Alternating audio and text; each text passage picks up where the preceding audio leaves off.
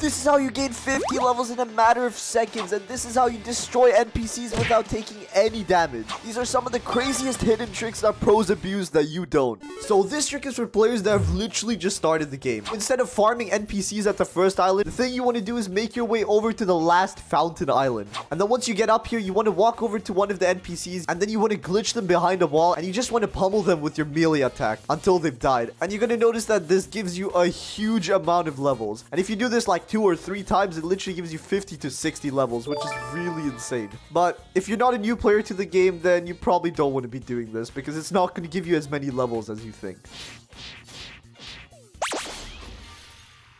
So everybody knows that when you want to awaken a fruit, you have to complete the raid with that specific fruit. But what if I told you that there's a way you can complete the raid with the Buddha fruit and awaken a different fruit? And this trick is really overpowered because everyone knows that the Buddha fruit is the most OP fruit for finishing raids. And the way you do this is you just queue up whatever raid of a fruit that you want to awaken, and you complete the first 4 islands with the Buddha fruit like normal. And once you've done that, you want to open your inventory and eat the fruit that you want to awaken. And once you do this, you use that fruit to finish killing off the last NPC, and then you be teleported to the awakening place and you can awaken that fruit.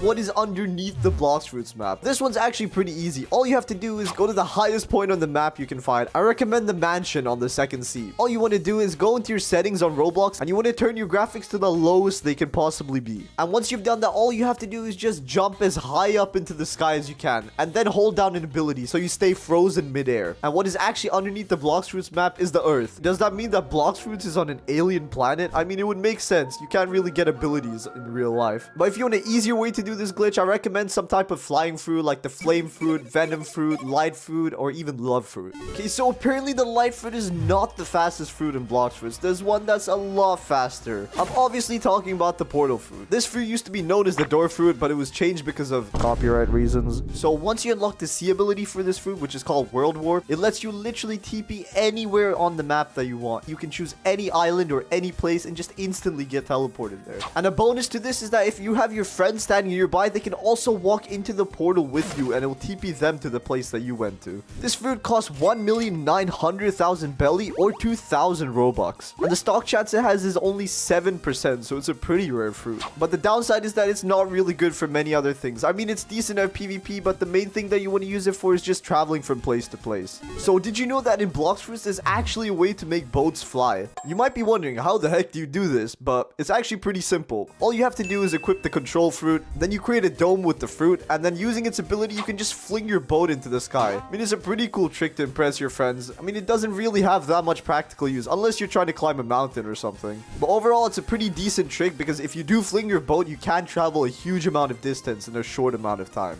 Okay, so now this is a topic that I mentioned before, sea beast hunting. And sea beast hunting is a really good way to get your hands on a lot of money. A lot of you are wondering, how do you get 1.5 million belly by sea beast hunting? So every single sea beast that you kill in the game gives you from 60,000 belly to 250,000 belly. And these chances double if you have double XP, which increases the max amount you can get to 500,000 belly. And there's actually 2 different types of sea beast events in the game. There's one where only 1 sea beast spawns, and there's another one which is a sea beast storm and 3 sea beast spawn. So when a sea beast storm happens and you kill all the sea beasts and you do all the damage yourself, you will end up getting 1.5 million belly, which is a really insane way to grind money in the game. But it's probably not going to happen because there's no way someone's killing 3 sea beasts by themselves unless you're a pro player.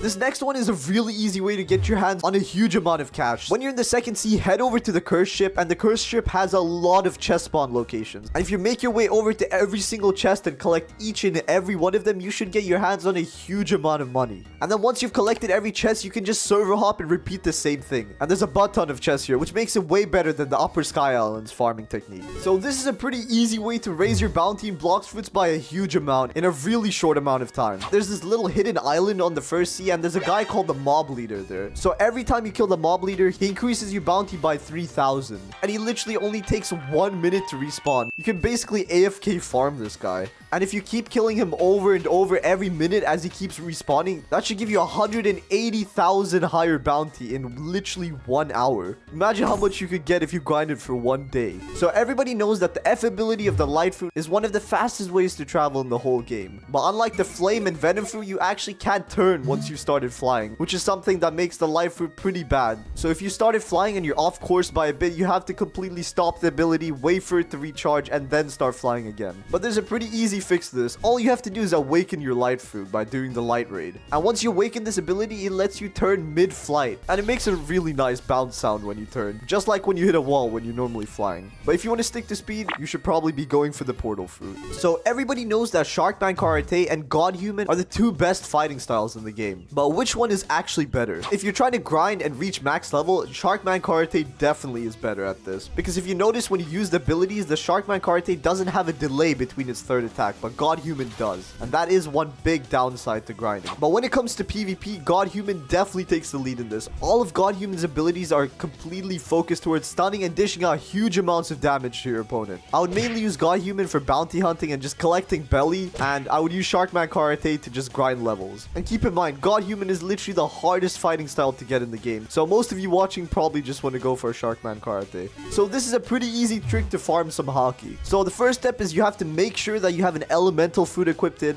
Then you have to equip the worst sword you can find, and then go to any enemy that you find which does not have hockey, and then stand on their spawn point and have the bad sword equipped it and just leave an auto clicker on overnight. And what happens now is that the enemy, because they don't have hockey, they can't hit you, so you're just constantly hitting them and killing them, but they don't do any damage to you. And the reason you want to have the bad sword equipped it is because the way your hockey levels up is not by the amount of damage you do to a player, it's the amount of times that you hit them. So if you have a really good sword equipped it, then you're going to kill the NPC faster, and then you have to wait for it to respawn. But if you have a bad sword equipped it, you hit them way more times than you would hit them with a good sword. So using this trick, you can max out your hockey in literally 1 day. So this trick is for the players out there that have their defense stat really low. Did you know that in Blox Fruits, NPCs actually cannot hit you through walls, but you can hit them through walls? So if you find an enemy that's super overpowered and they would literally one-shot you even if they hit you once, all you have to do is you lure them behind a wall, and then you stand on the other side, and then you walk up to the wall and you can just start hitting them through it. And they can't do anything. I mean, they'll try to hit you, but they won't do any damage. And apparently NPCs in Blox Fruits don't know how to press spacebar, so you don't have to worry about them coming after you.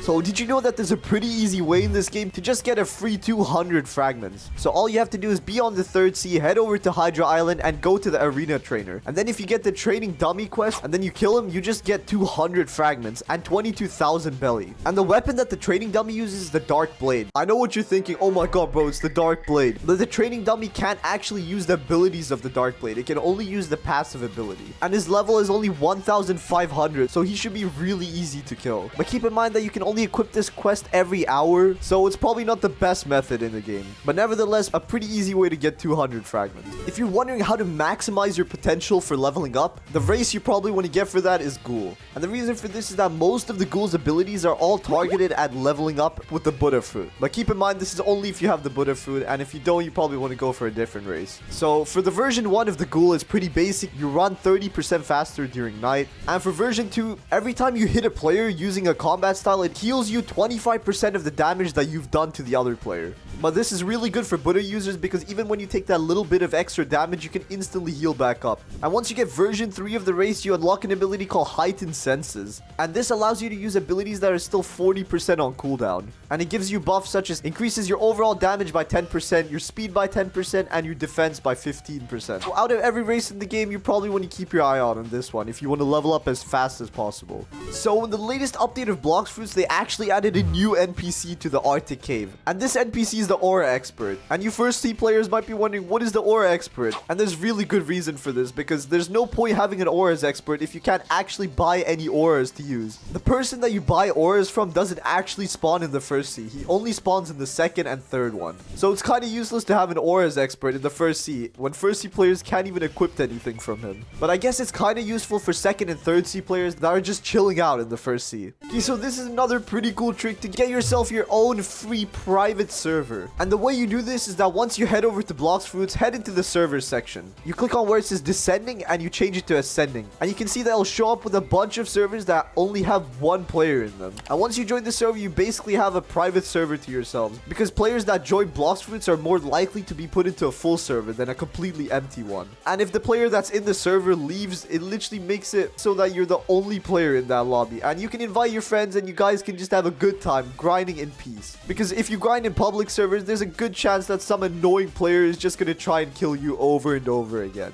Okay, so everyone knows that water is literally the deadliest enemy in the whole of Blox Fruits, and the reason for this is that most players have a Blox Fruit equipped. And if you have a Blox Fruit and you fall into water, you're pretty much dead. But there are some ways to actually survive water. The most obvious one is the ice fruit. Having the ice fruit literally just lets you walk on water, so you can never die to it. And the same thing applies for awakened magma and dough. With the dough fruit, your donut can just roll on water if it's awakened, and for magma, you can just walk on water. But did you know that there's a way for players that have any fruit to do this as well? So if you somehow happen to land on water, all you have to do is just hold spacebar. Not click it, not spam it, just leave your thumb on it. And what this does is it lets you just keep jumping on top of water and you'll never drown. And you can move a bit as well with it. Just make sure you don't start spamming your dashes, because then you'll start taking a bit of damage. But overall, this is a really good trick, and I think every player in the game should be abusing this mechanic. So everybody knows that when fighting against player, observation hockey is literally one of the most annoying things to fight against. And there's actually a pretty easy counter to this. There are a whole bunch of abilities in the game that are not affected by observation hockey. These are just some of them.